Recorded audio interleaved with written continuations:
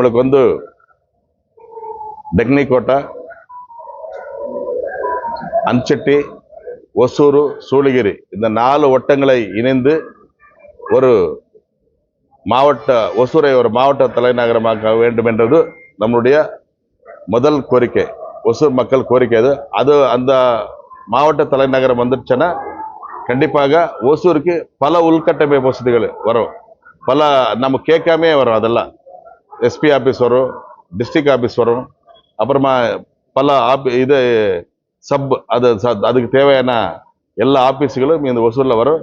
இந்த ஒசூர் என்ன பார்டரில் இருக்கிறதுனால இங்கே நம்மளுக்கு கண்டிப்பாக அந்த ஒரு மாவட்ட ஹெட் குவார்டர் வரதான் ஆகணும். அப்போதான் என்ன நிறைய வளர்ச்சி, நிறைய டெவலப்மெண்ட்ஸு, சேஃப்டி எல்லாமே இந்த ஒசூர் மக்களுக்கு கிடைக்கும் என்பதை இங்கே நான் சொல்ல கடமைப்பட்டு கண்டிப்பாக ஒசூர் தலைநகரம் கொண்டு மாவட்டம் கொண்டு வருவேன். இந்த ஸ்மார்ட் சிட்டி திட்டத்தில் ஒசூரை பெங்களூருக்கு இணையாக மாற்றுவதே என்னுடைய முதல் அதே மாதிரி விவசாயிகளுக்கு லிஃப்ட் இரிகேஷன் மூலமா எல்லா ஏரிகளுக்கு தண்ணி கொண்டு வந்து நிலத்தடி தண்ணி உருவாக்கி விவசாயிகளுக்கு அதுக்கு பண்ண வேண்டும். அது இல்லாமல் விவசாயிகளிலிருந்து ஏர்போர்ட்லேருந்து நாலேஜ் கார்டுலேருந்து காப்பாற்றுவது என்னுடைய மெயின் அஜெண்டா. ஆமாம், அது கண்டிப்பாக அந்த மெட்ரோ அத்துமேலேருந்து நம்ம ஒசூருக்கு அந்த மெட்ரோ ஸ்கீமு, அப்புறமா நம்மளுடைய ஜோலார்பேட்டை ட்ரெயின், அப்புறமா நம்ம தளி சாலையில் அந்த மேம்பாலம், ரயில்வே மேம்பாலம், அது ஏற்கனவே நான் என்ன பீரியடில் வந்து அது ப்ரப்போசல் வந்துருச்சு, ரெடி ஆயிடுச்சு.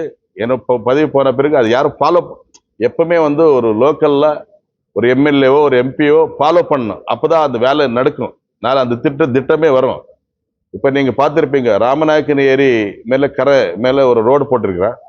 அந்த ரோடு நீண்ட நாள் கோரிக்கை.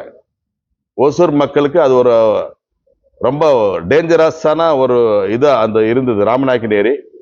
அதிலிருந்து காப்பாற்றியது புரட்சி தமிழர் எடப்பாடியார்கள். நாம் அமைச்சராக இருக்கும்போது நான் சொன்ன உடனே அந்த திட்டத்தை கொடுத்தாங்க. அது சுமார் 20 கோடி மதிப்பில் ஒசூருக்கு இப்போ ஒரு சேஃப்டி. அதுக்கு முன்னே வந்து அந்த ராமநாயக்கன் ஏரிக்கு தண்ணி வந்தால் ஒசூர் மக்கள் வந்து பயந்து கஷ்டமாக இருந்தாங்க, பயப்பட்டுட்டே இருந்தாங்க. தண்ணி எப்போ அந்த தண்ணி நம்ம மேலே வருது, இந்த வீடுங்கெல்லாம் அடிச்சுட்டு போயிடுது, பில்டிங் எல்லாம் அடிச்சுட்டு போயிடுற மாதிரி இருந்தாங்க. இப்போ வந்து அந்த அதுவும் சேஃப்டி ஆயிடுச்சு. இப்போ அந்த டிராஃபிக் அந்த ரோடு நீங்கள் பார்க்குறீங்க, அது யாரும் போட முடியாத ரோடு, அது நாங்கள் போட்டு கொடுத்தோம்.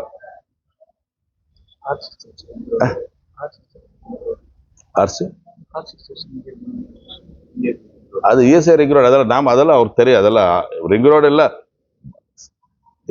இந்த மாவட்டத்தில் நாட் ஒன்லி ஒசூர், இந்த மாவட்டத்தில் எல்லா சாலைகளையும் அகலப்படுத்தி பலப்படுத்தி தரமான சாலைகள் அமைத்து எல்லா கிராமங்களுக்கு ரோடே இல்லை என்ற நிலைமை இல்லாத சாலைகள் அமைத்து கொடுத்தது புரட்சி தமிழர் அண்ணன் எடப்பாடி ஆட்சி காலத்தில். ஏன்னா அவங்க வந்து 10 வருட காலம் அந்த ஹைவே மினிஸ்டராக இருந்தார். அப்புறமா முதலமைச்சராக இருந்தால் கூட அந்த ஹைவே வந்து அவரு கண்ட்ரோலில் தான் இருந்தது.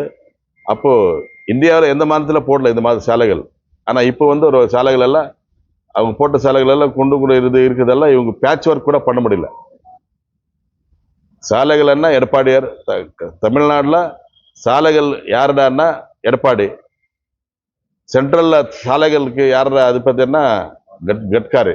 இவங்க 2 பேர் இன்னைக்கு நேஷனல் ஹைவேஸ் ஆகட்டும், இன்னைக்கு தமிழ்நாட்டில் ரூரல் ரோடு ஸ்டேட் ஹைவேஸ் ஆகட்டும், நல்ல தரமான சாலைகளை போட்டது அண்ணா திராவிட முன்னேற்ற கழக ஆட்சி, அங்கே பிஜேபி ஆட்சி காலத்தில் தான் நடைபெற்றிருக்கிறது என்பது உறுதி.